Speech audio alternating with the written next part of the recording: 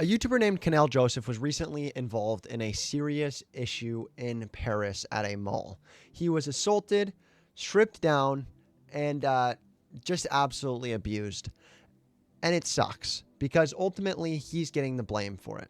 This YouTuber was named Kanel Joseph. Kanel Joseph is a prank YouTuber that has been around for a decent amount of time. He recently gained a lot more traction in the last 2-3 years. Biggest supporter, the way that I originally found him, was Gideon. Gideon is seemingly a friend of his. He's been a friend of his for a long time.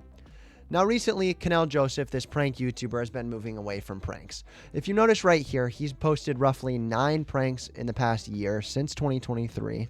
And on top of that, he posts way more on his second channel, which is videos where he just kind of reacts to other prank YouTubers, reacts to other general pop culture things.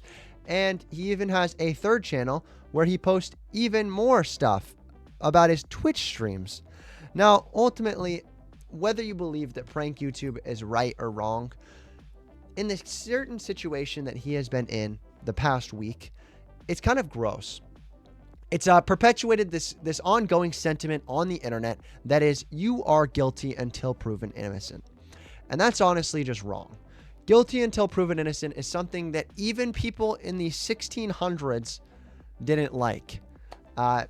Eventually leading to why America is the way it is today because of 1776. I mean, like, come on. It's written in the Constitution at this point that we are innocent until proven guilty.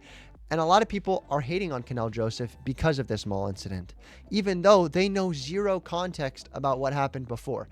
They're just assuming that Kanel did something wrong. Here's the clip that I'd like to show you. I don't care. Do not touch me. I don't care if this is a different country, bro. Like, bro, move. Arrête de filmer, je t'ai dit. Bro, we're already walking out. Bro, chill out, bro. Chill out.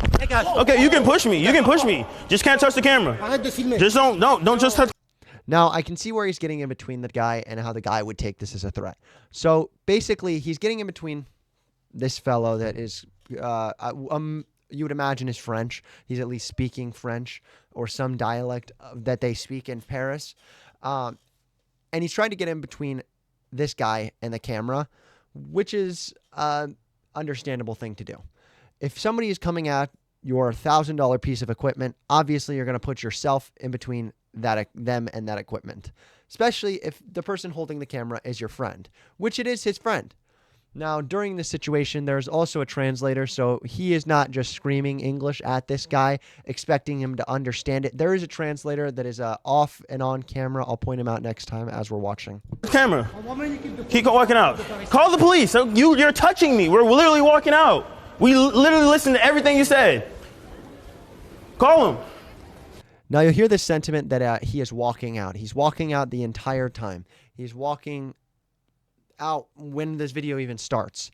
And a lot of people assumed Kanel was doing Kanel things, being a jerk, and he's getting kicked out for that reason. The part that Fearbuck neglects to include is the part where the security guard forcibly rips off Kanel's shirt and continues to harass him even further. Bro, hey, keep going. Bro, hey, run. Bro, hey, run. What the? Instead of showing that part, Fearbuck instead shows a part of the video in which he is just joking with friends in a car. I can't make this up. They literally spliced together something from after the fact to put in that spot instead of him getting his shirt forcibly ripped off. And so obviously that leads to some issues because the people in Fearbuck's comments say things like this. This guy keeps causing problems by harassing people for his YouTube channel, then gets mad when security try to escort him. Pretty sure he deserved it. Can't stand streamers. This had to be out of context. I bet my life Kanel was in the wrong before this. Maybe don't do American shit in other countries. Oh, look, an American causing trouble in a different country. You kind of get the point. The point is that Kanel in this situation literally did nothing wrong. But by Fearbuck doing this, they are framing Kanel in a light that makes him look like he is actively a person that is in the wrong. And this makes Kanel do a lot of different things. And one of those things is Whenever talk I with even and one of those things is talk with Gideon about literally quitting YouTube. when, you know, a lot of people that don't agree with my content, you know, I don't touch people. I don't touch people. I don't sit here and do any of that. That's just a big no-no. And I felt like he kind of crossed that barrier as a human being. And I'm gonna be honest, like, this whole situation, I know it's not really that crazy, but it kind of did, you know, mess me up like mentally, because it's like, fuck, what about other countries, you know, other countries' policies and things like that, how they treat other people.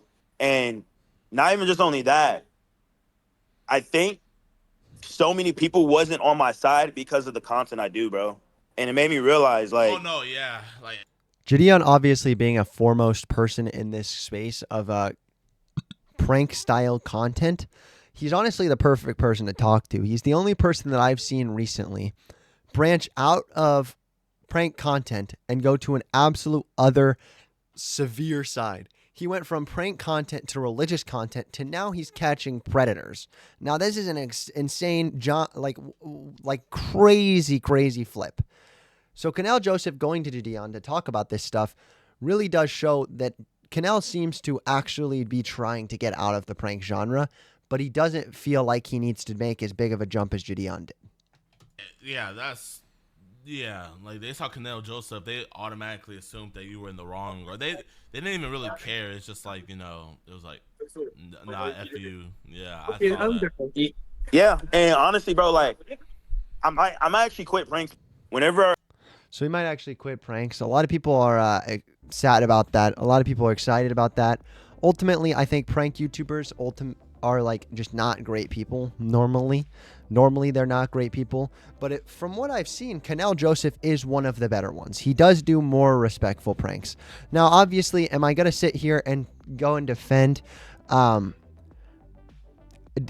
professional and cuddler and I did it in public? Am I going to go sit and defend that?